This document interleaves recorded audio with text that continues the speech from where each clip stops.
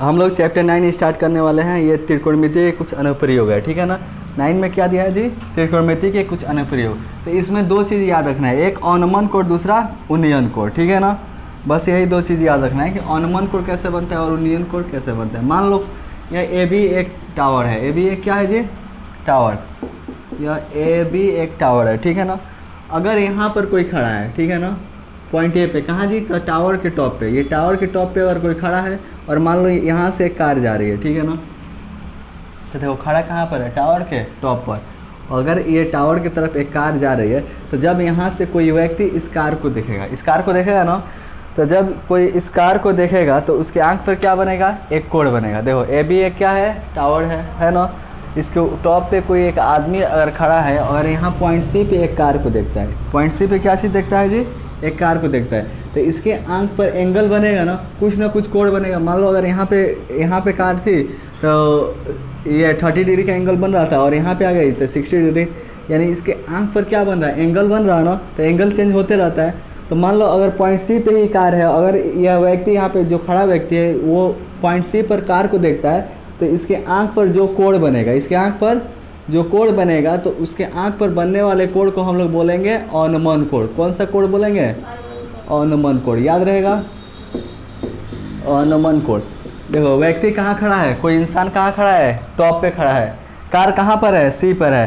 तो इसके आंख पर जो कोण बन रहा है उस कोण को हम लोग क्या बोलेंगे? अनुमान कोण। यानी जो कोण नीचे से ऊपर की ओर बनता है उसे हम लोग कौन कोण बोलते हैं? अनुमान कोण। देखो नीचे कार है ना, एंगल कहाँ बन रहा है? ऊपर बन रहा है ना, तो नीचे से ऊपर जो कोण बनता है उसे हम लोग क्या बोल देते हैं? अनुमान कोण।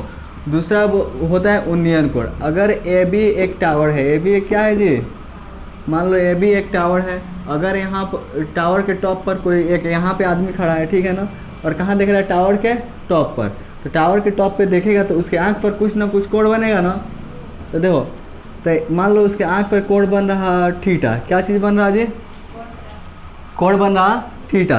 तो जो कोण ऊपर से नीचे बनता है, जो कोण ऊपर से नीचे बनता है, इस कोण को हम लोग बोलते हैं उन्नयन कोण। क्या बोलते हैं? उन्नयन कोण। यानी जो कोण ऊपर से नीचे बनता है उसे क्या बोलेंगे? उन्नयन कोण। इस क्षैतिज रेखा को, ये सी को बी से ज्वाइन कर सकते हैं ना, इसमें कोई दिक्कत है? ये और इसको भी सी ले लेते हैं, ये सी से बी को भी ज्वाइन कर सकते हैं ना, इसमें कोई दिक्कत है? नहीं ना। तो देखो, तो वो आदमी जब इस कार सी को देख रहा तो वह एक सीधा देख रहा है ना, सीधा एक लाइनिंग के द्वारा देख रहा होगा। तो इस रेखा को, जिस रेखा से वो देख रहा है उस रेखा को हम लोग बोलते हैं दृष्टि रेखा। इसे क्या बोलेंगे? दृष्टि रेखा, ठीक है। तो ये भी क्या होगा? ये भी दृष्टि रेखा होगा ना, दृष्टि रेखा। कोई दिक्कत? इसमें एक सबसे इम्पोर्टेंट बात याद रखना, जितना अनुमान कोण होता है उतना ही उन्नयन कोण होता है। हमेशा अनुमान कोण उन्नयन कोण बराबर होगा। अगर ये थीटा है तो ये इसका उन्नयन कोण भी कितना होगा? थीटा होगा, क्योंकि अनुमान कोण और उन्नयन कोण आपस में बराबर होते हैं। बराबर होते हैं ना, ये याद रखना, ठीक है ना। अनुमान कोण उन्नयन कोण के बराबर होता है।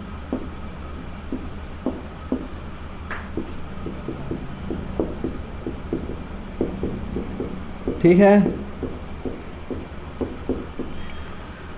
देखो लास्ट बात समझो, जो कोण नीचे से ऊपर की ओर बनता है उसे हम लोग बोलते हैं अनुमान कोण। जो कोण ऊपर से नीचे बनता है उसे बोलते हैं उन्नयन कोण, ठीक है ना। अनुमान कोण हमेशा उन्नयन कोण के बराबर होता है। इतना समझ में आ गया? बस यही है चैप्टर में, इससे ज़्यादा कुछ नहीं, ठीक है। अनुमान कोण उन्नयन कोण के बराबर होते हैं।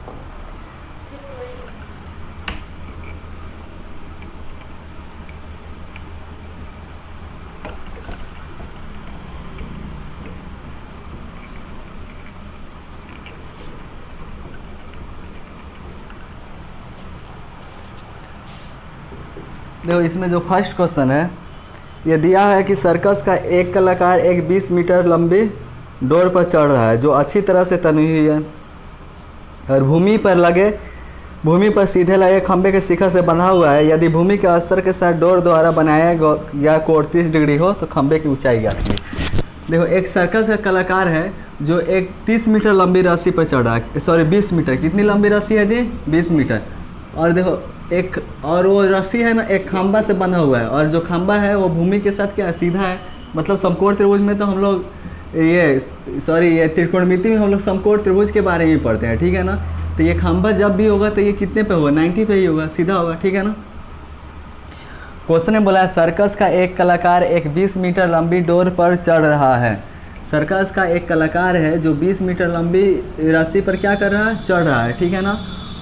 और आगे बोला है जो अच्छी तरह से तनी हुई है, यानी जो रस्सी है एकदम सीधा है, ठीक है ना, तनी हुई है बढ़िया से, और भूमि पर लगे खंभे के शिखर से बना हुआ है।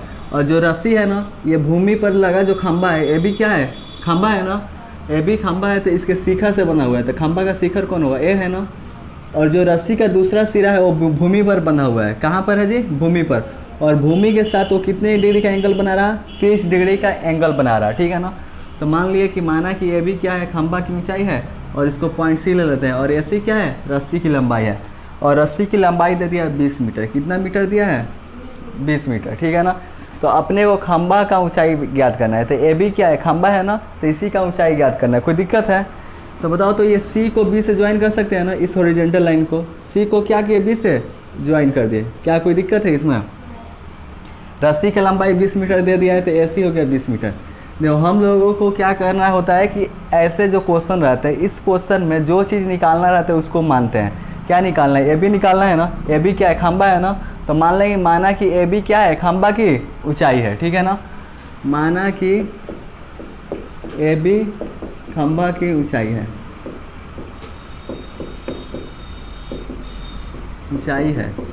देखो ए बी निकालना था, तो मान लिया ए बी खंभा की ऊंचाई है। अगर रस्सी की लंबाई नहीं दिया रहता और ए सी निकालना रहता रस्सी की लंबाई, तो क्या लिख देते, माना कि ए सी क्या है, रस्सी की लंबाई है, लेकिन ए सी दिया हुआ है, ए बी निकालना है। कोई दिक्कत है यहाँ पर। देखो ए सी इक्वल टू कितना दिया है जी, 20 मीटर, ठीक है ना। बताओ तो ए बी सी कैसा त्रिभुज है, समकोण त्रिभुज है ना। तो लिखेंगे समकोण त्रिभुज ए बी सी में, समकोण त्रिभुज ए बी सी में क्या है, कोण A C B equal to 30 degree है ना।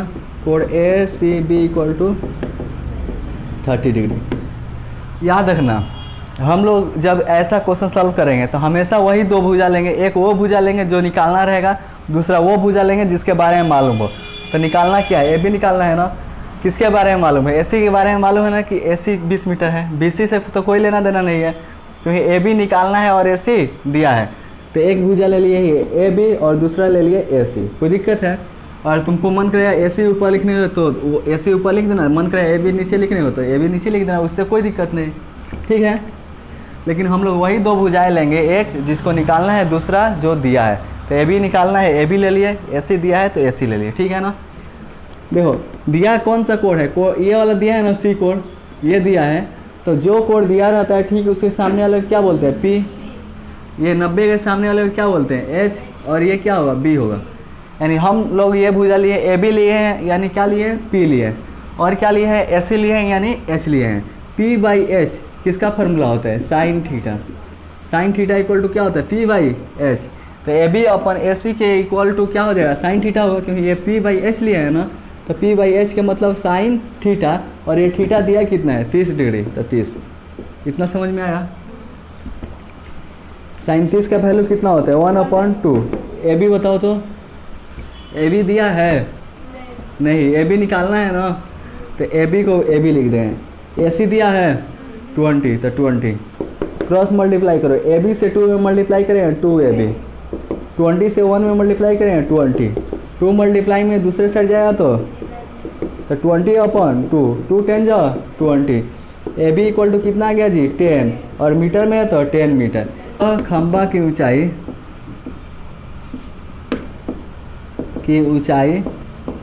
ए बी इक्वल टू 10 मीटर, ठीक है।